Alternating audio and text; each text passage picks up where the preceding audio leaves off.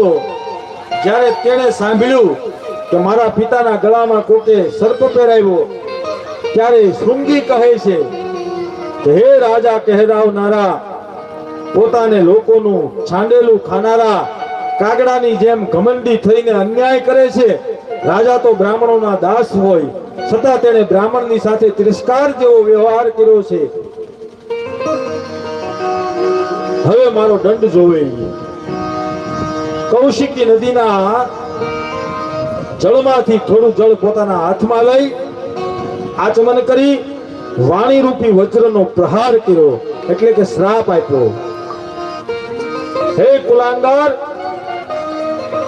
પરીક્ષિત મારા પિતાનું અપમાન કરીને મર્યાદાનું પાલન નથી કર્યું, તેથી મારી પ્રેરણાથી આજથી 7મા દિવસે તને તક્ષક નાગ કરડશે અને તારું મૃત્યુ થશે.